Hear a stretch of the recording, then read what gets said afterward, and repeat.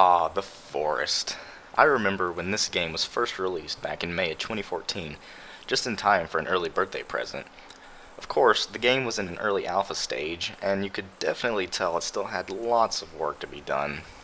However, from my experience of playing early access games, The Forest had already come a long way from its conception. The game was incredibly fun to play, and its world was intriguing to explore. It's nearly been a whole 2 years since the public alpha release of The Forest, and let me tell you, it has become substantially greater.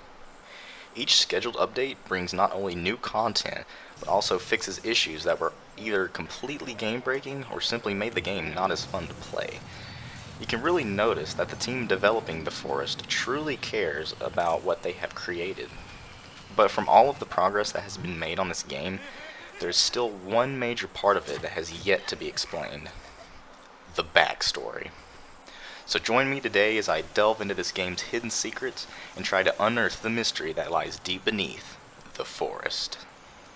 Now, if you've played The Forest, you know that it revolves around a man and his son who crash-landed on a foreign island that is assumed to be uninhabitable. However, shortly after the plane crash, the strange tribe of cannibals kidnap the son and leave the father to die alone. Luckily, he survives, but not knowing the whereabouts of his captured child. The only options he has to keep on living are to build a shelter, hunt for food, and fight off these savage cannibals that are attempting to hunt him down. So, those of you who are familiar with The Forest are also familiar with these cannibals. But why are they called cannibals? Well, before you say that that's a stupid question, let's take a look at some of the reasons for asking such a question.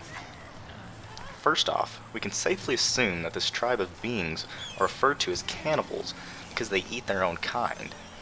But why would they need to resort to such a horrific act? Wildlife is plentiful on the island, so there's no reason for the tribe to become cannibalistic. So why are they cannibals? Well, we may find an answer if we look a little more closely into the aspects of these beings. So let's state more of the obvious. Their skin is pale white as the moon at night. Nice rhyme if I do say so myself. Anyways, being this pale is a result from a harsh lack of sunlight.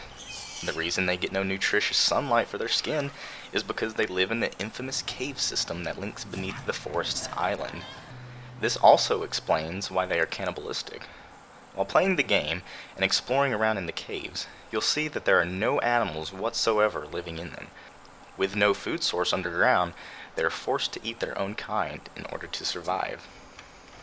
But that raises another question. Why did they not just come up to the surface to hunt for food? Well, it so happens I have an answer to that. See, long before the player arrives on the island, the tribe of cannibals must have been secluded underground, unable to escape to the surface. And of course, that brings up yet another question. In the game, the cannibals are roaming freely on the surface, able to travel back and forth through the cave systems to the above-ground forest. So, how did they manage to rise from the depths of the earth? So, while exploring the surface of the island, you may run across a few camping sites, along with remnants of a camera crew and other evidence that people have set foot on this so-called uninhabitable island. What I'm thinking is that a group of explorers came to the island and discovered what is considered one of the major plot devices of the forest's story. What is that, you may ask? Well, it's none other than the mysterious and gigantic sinkhole. So this is what I've drawn a conclusion to. There's a group of people whom I will refer to as the explorers. The explorers must have sailed to the island on the now crashed yacht after hearing rumors of sorts about the island. So the explorers come to the island with three distinct separate teams: a camera crew to document the adventure, a team dedicated to setting up a base of operations and rendezvous point, and lastly, the team of hikers and spelunkers. Now I'll briefly talk about the caves, as they also hold evidence of people visiting the island. This is mostly, well, a ton of dead people hanging from the ceilings of the caves. I know what you're thinking.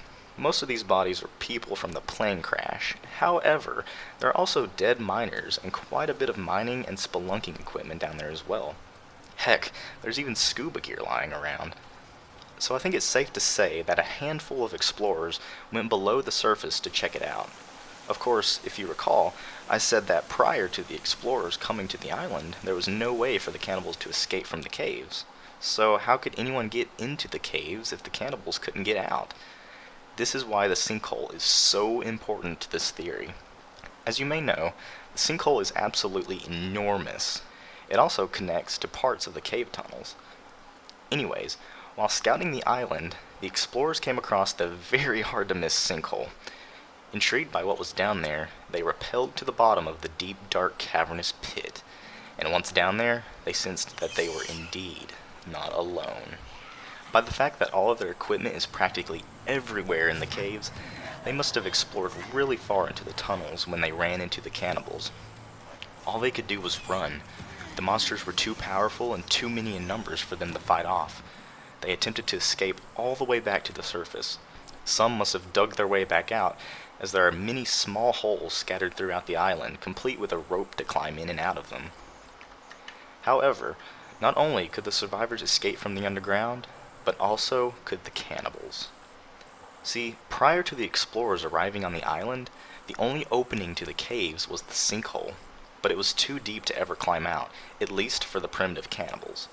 But once the spelunkers scattered their fancy climbing gear throughout the cave system, it was easy for the cannibals to climb up to the surface. The remaining survivors from the cave incident must have ran back to the rendezvous point and got the rest of the crew to get their valuables and head back to the yacht that they sailed to the island on in order to escape the terror that they let loose. While trying to get away from the island in a rush, they must have hit a coral reef and sank the yacht, leaving themselves stranded on the island. And considering that there is yet to be any normal humans who are still living found in the game, I think it's safe to assume that things didn't go so well after the yacht wreck. The cannibals must have cleaned them all up, to put it lightly. Flash forward a few months after that incident, and you have a small plane flying over the unknown island, only to crash land right in the middle of its dense forest, leaving a father to discover the secrets behind the Explorer incident, figure out where these cannibalistic mutants came from, and most importantly, save his only son.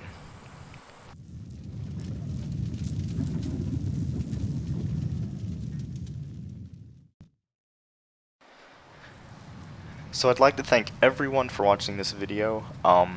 Tell me in the comments whether you enjoyed it or not, and also put in the comments your own theories about anything to do with the forest. Also be sure to check out my channel and watch my other videos that I've uploaded recently. Again, thanks for watching, and I've been Parajpit, signing out.